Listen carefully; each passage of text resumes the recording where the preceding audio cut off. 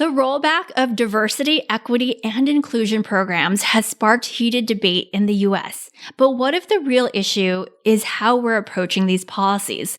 Let's focus less on the divisive drama and more on real outcomes that drive business success.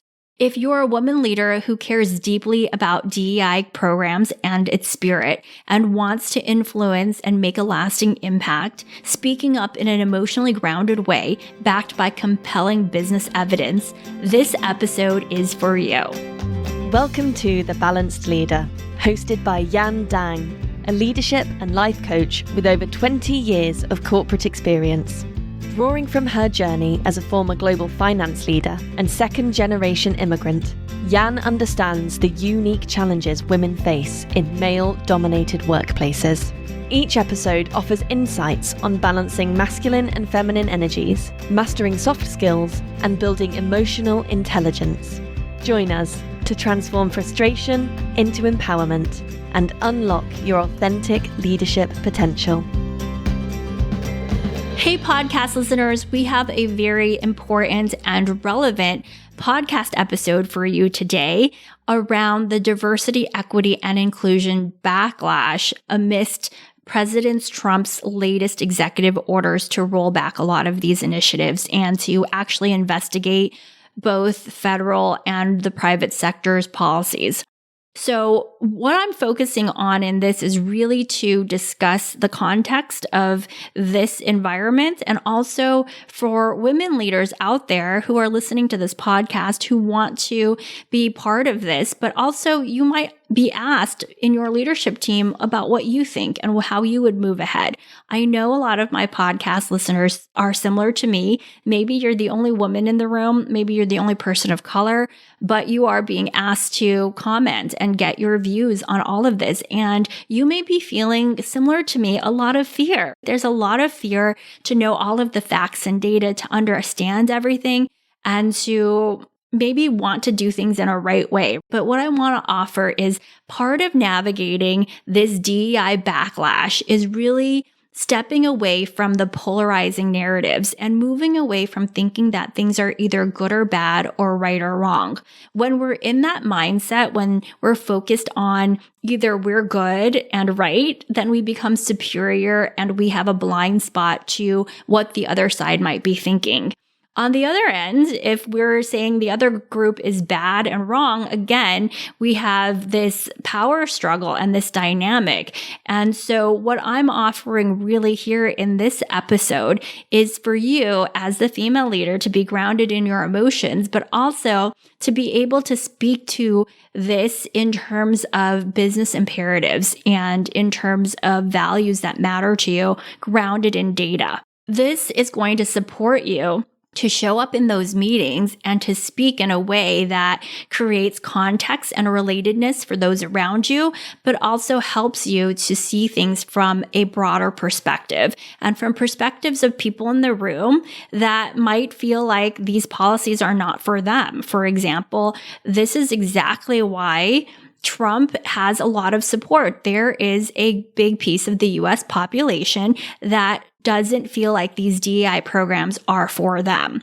And so instead of, again, making it right or wrong, part of this debate and understanding is to, number one, see what's true, investigate what's out there, and to learn about what are some of these policies and how can we shape them in a way that are transparent, fair, clear, and drive the business imperatives and outcomes that we actually want as leaders, whether we're men or women, right? But I do want to acknowledge the specific vulnerability that you might have as a female leader, especially a woman of color, in spaces where you're being asked to talk about this, knowing that you are representing a group that is potentially underrepresented, probably underrepresented in your leadership team. So there's just the one piece of acknowledging and knowing your feelings. And I have an episode just on those emotional pieces to understand that and to be grounded in your emotions.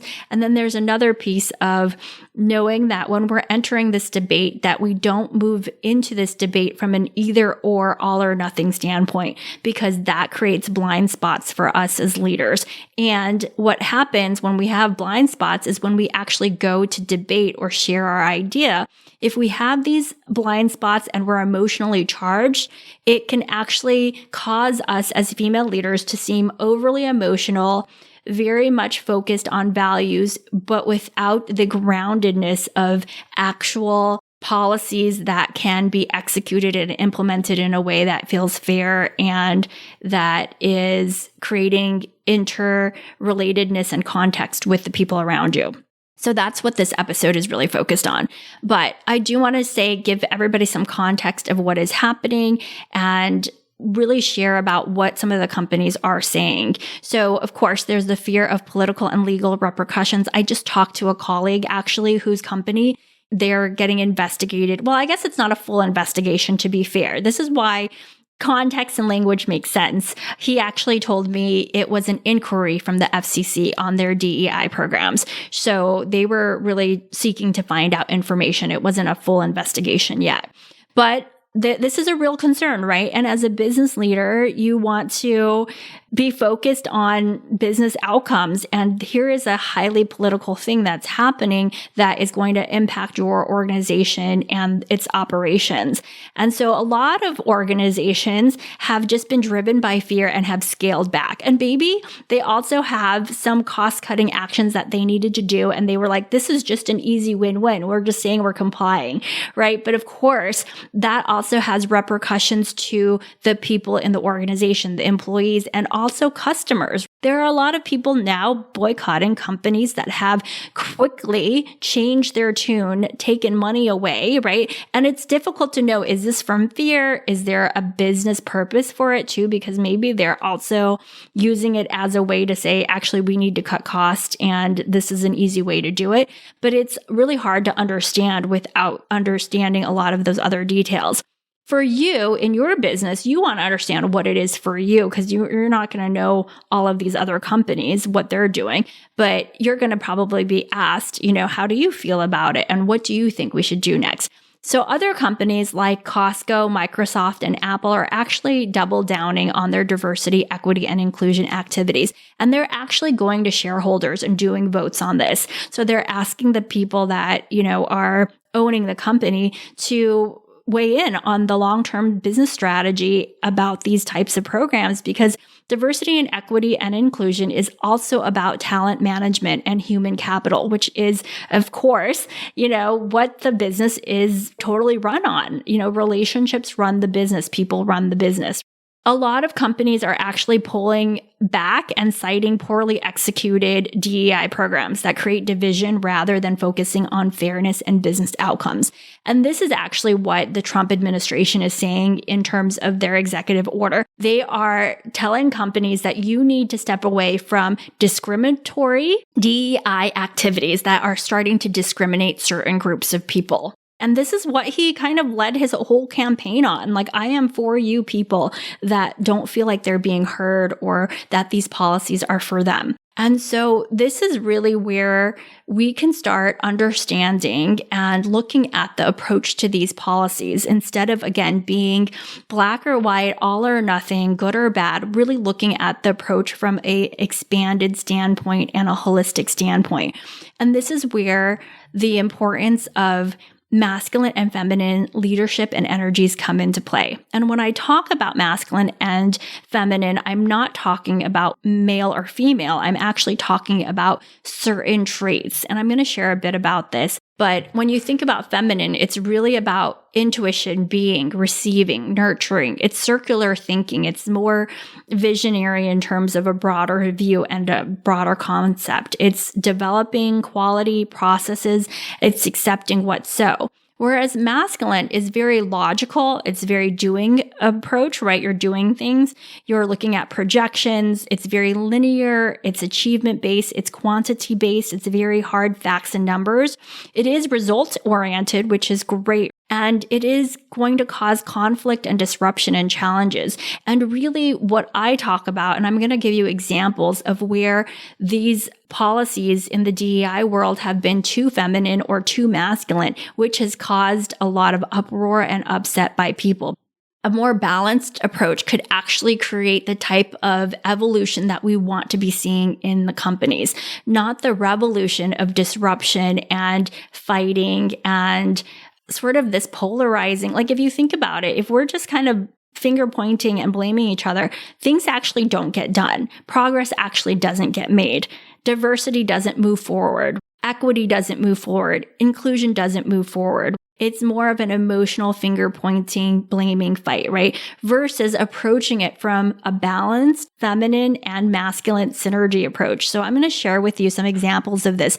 I want you to use this as a way to really up-level the conversations that are happening so that they're not just focused, again, on that very polarizing, divisive tone, which really doesn't get us anywhere.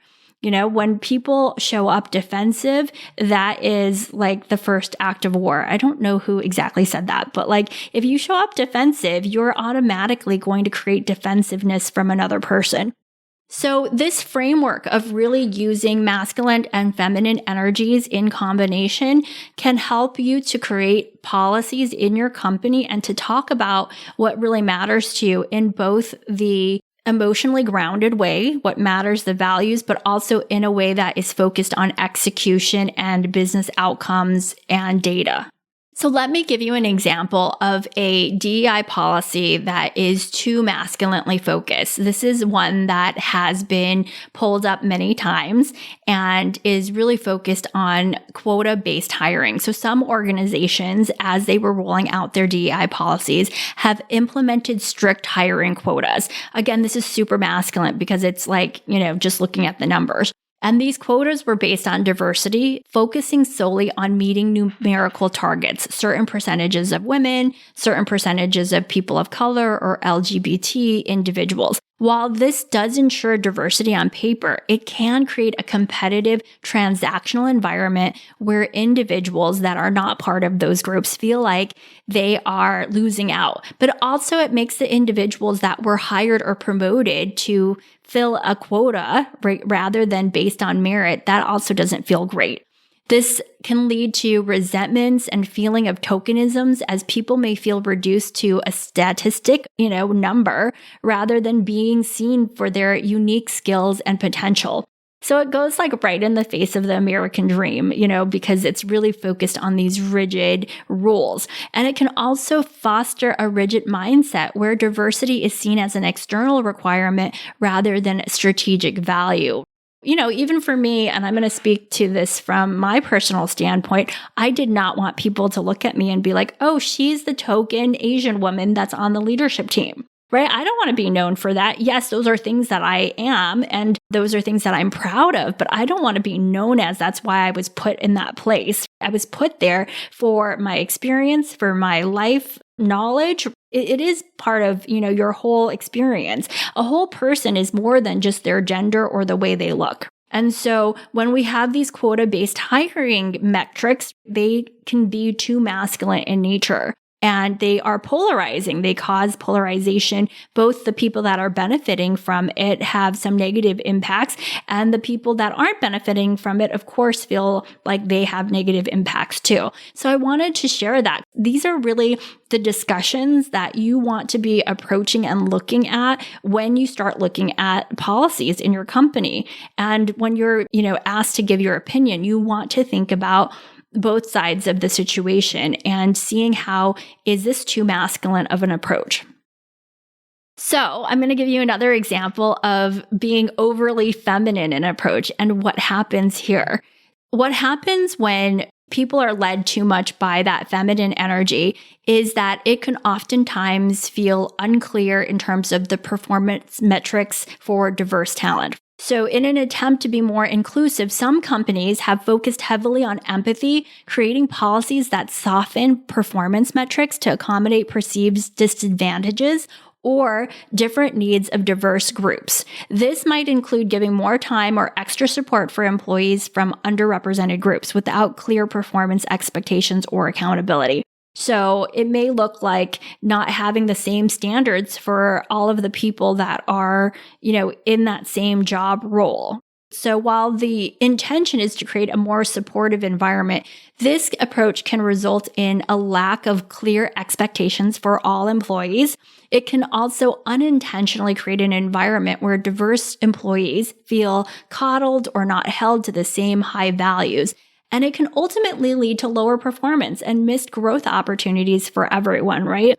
If people aren't feeling engaged and they're not feeling like this is a fair practice, if I'm like a finance leader and I'm being judged against other finance leaders, I would want us to be judged from a transparent standpoint. I wouldn't want somebody to say, oh, she's a woman, so we don't expect her to present as powerfully as a man, right? I'm like, no. Like, I remember when I had to fight for my promotions. It was really about showing my gravitas. It was about learning that skill. It was about learning how to present in a way that's powerful and impactful and adapting to that change. It wasn't just something that was given to me because I was the token woman or that they had lower expectations of me. My company had high expectations of me, and I liked that they did because I knew that my seat at the table was because of my hard work and because I was being held to the same standards as everybody else at the table.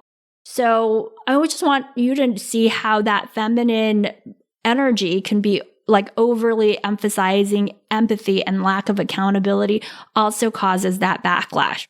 So we actually want to move towards a balanced approach, one that recognizes that having outcomes related to business outcomes and metrics and performance and merit, where we honor all of those things. But from that feminine energy, also look at the groups of people that are in the pool and look at different ways to support a more diverse group of people where they are being reviewed and interviewed, right? So here's a great example.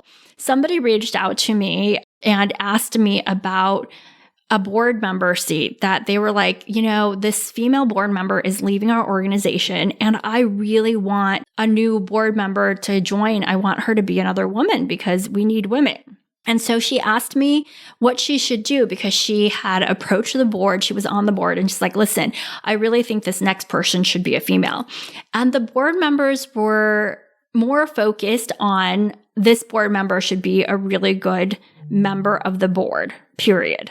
This board member should have these types of abilities. They should have really strong sales networks because that's what we're needing as we're growing this. And we want somebody who has a strong sales background because that's something we're lacking from the board level. And then they went into some other details. And so the person who asked me this question was like, but I want it to be a woman. And I said, listen, you don't need to make them right or wrong, and you don't need to make yourself right or wrong. You focusing on bringing really talented women to the table that have those skill sets will help to ensure this balanced approach. So hiring practices is a huge way to do this because oftentimes if we are not letting our recruiters know, if you use recruiters or just people know, you might say, hey, we're just going to put it out there in the world and have people apply. Well, if your hiring practices aren't such that you're trying to get as many diverse candidates as possible, which if they are diverse candidates, that means all sorts of candidates, and you're going to be interviewing them and having them be on that same performance metrics. So I told her, like, your job is to go and find those best candidates and find as many females as you can, because part of what you're doing is leveling the playing field.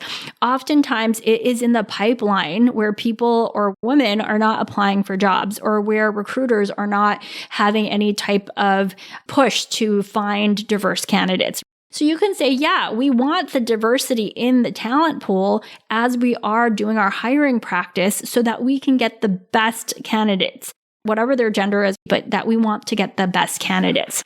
And so you're marrying up like that performance still matters, right? They still have to go all through the same interview process, but we're going to expand that talent pool and ensure that we have just as many men and women and as many diverse candidates as possible, right? So that when you're going and looking at their resumes and looking through, who's going to move on to the next round, that this pool gets, expanded. And so there's an approach that's both, thinking about the whole cultural context and who typically applies for this role. And it's also having them go through the same process so that it can be fair and accountable in that way, right? And even having a panel of people interviewing them that, all get their say in, and that group of people come from different parts of the organization that matter. Because this is really the crux of diversity. We are getting to have more innovative thinking, and we're getting to have other types of people with different types of experiences, both being on the side of the interviewing side, but also the interviewee. But having this balanced approach, right, and integrating it and making it fair and transparent and letting everybody understand what's happening, that is what's going to create this next level of DEI policies that actually become stronger and more grounded. It's not easy for somebody to say, hey, that's not fair, when you're like, no, it is fair, because we are both looking after the performance of how these people do in the interviews, and we're expanding the pool. What cannot be fair about that? When you, as a woman leader, are thinking about this, really using that masculine and feminine and creating balance in them will help you to speak up for policies that are not only focused on business imperatives, transparency, and fairness, so that you're really grounded and clear on both sides of the situation, and that you don't have a blind spot that you are inadvertently ignoring. So, using that masculine feminine approach in these policies and really thinking about it this way and looking at past policies that don't seem to work as well, this is going to be really impactful as you think about these frameworks and how to position yourself to speak up in a way that you feel, again, is grounded, can influence and impact. And what's next is I want you to also know the business case for inclusive leadership. Companies with diverse leaderships outperform their competitors by 36% in profitability. Now, that is real research done from lots of different companies, and that comes from a McKinsey study. So again, equipping yourself with the right data so that not only are you speaking to your values, but you're speaking to what's best for the company in the future and its profitability and other people. So you, again, come across as a well-rounded leader and are not just dying on some values or being too emotionally charged just to speak clearly about what the business impact is. And furthermore, with a shrinking Native workforce, so that's like the workforce that's in the US right now, immigrants and underrepresented groups will increasingly drive labor force of growth. That's going to be who is going to be driving a lot of our future labor market. A lot of industrialized worlds are facing a shortage in workers. I saw this when I was actually working in Singapore. They actually gave women a baby bonus if they had babies because they were really trying to incentivize the locals to have more babies. But what's been an interesting correlation is as women are more educated, as women are feeling more empowered, they have less kids, right?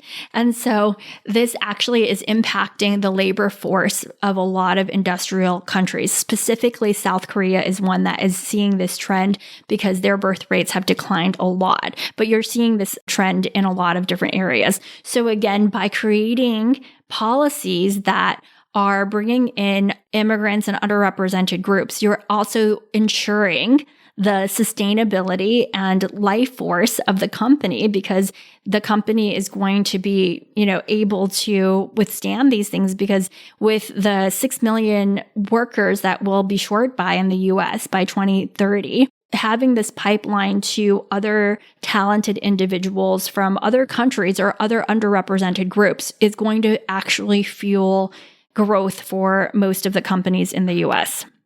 The next piece is also, I am actually going to do a separate podcast on the great wealth transfer, but women will control 30 trillion in wealth by 2030. There's going to be a significant shift, and it keeps rising as the baby boomers are actually going to be transferring a lot of their wealth to widows and daughters. This makes it crucial to cultivate inclusive leadership now.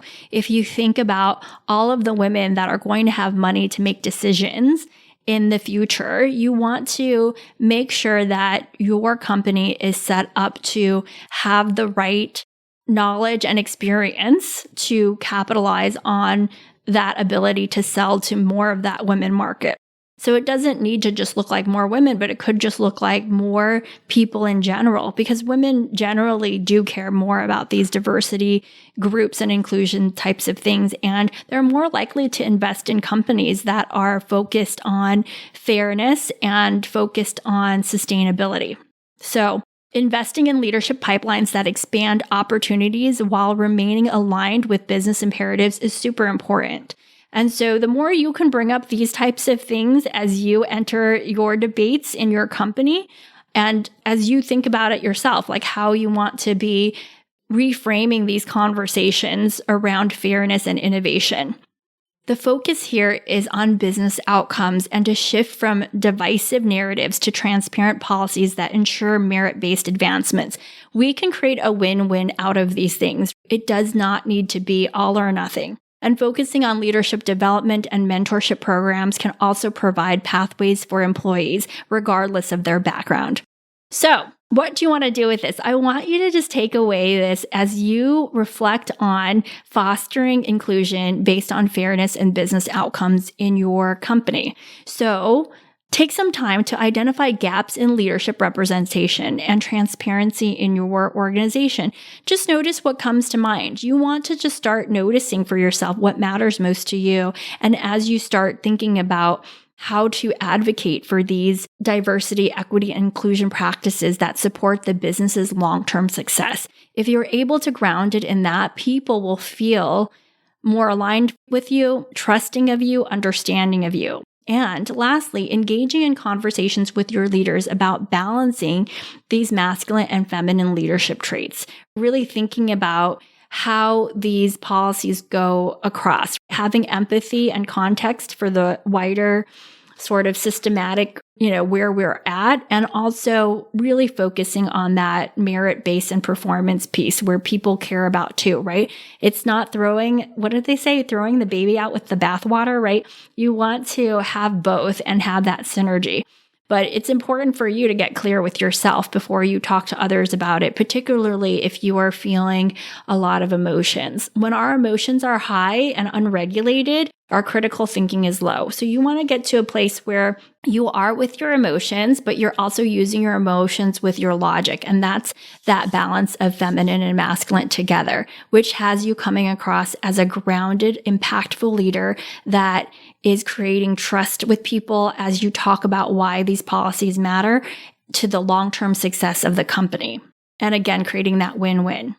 All right. So the key takeaway from today's episode is that the DEI conversations need to be focused on outcome and fairness and transparency, not divisive drama. So we want to stay out of all the drama that is in the world that is causing us to not show up and actually causes us to be more focused on blaming and finger pointing versus creating more of these policies that are going to create long-term success for ourselves and our companies.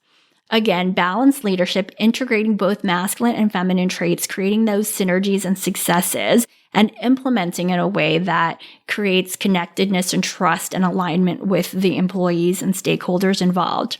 True leadership isn't about picking a side. It's about finding balance and focusing on outcomes that benefit everyone. So I encourage listeners to have open conversations at work, focusing on opportunity, transparency, and business cases for inclusive leadership. I would love to hear what your thoughts are on today's episode. Please feel free to leave a review or connect with me directly on LinkedIn. All right, go out there, use what I've shared in terms of these frameworks, open up your mind and your perspectives to other ways of doing things, and invite other people with you on this journey. All right, have a great week ahead. Take care. Hey, podcast listeners, are you having a really hard time dealing with conflict at work? I have an exclusive training just for you. Are you tired of being sidelined by office politics or second-guessing yourself in tough conversations? It's time to reclaim your authority. In my exclusive training, Navigate Conflict Confidently, I'll share my proven strategies to help you show up with confidence and lead through conflict with power. If you're ready to step into your full leadership potential as a high-achieving woman, don't miss this high-impact training. Join me on Friday, March 28th at 12 p.m. Eastern Standard Time. Reserve your spot today at www.aspire-coaching.co. That's co/conflict. I'll see you there. Thank you for being a part of the Balanced Leader community. We hope you found today's episode inspiring and actionable. For more resources and to connect with Jan, visit us at aspire-coaching.co. Until next time, keep leading with confidence and purpose.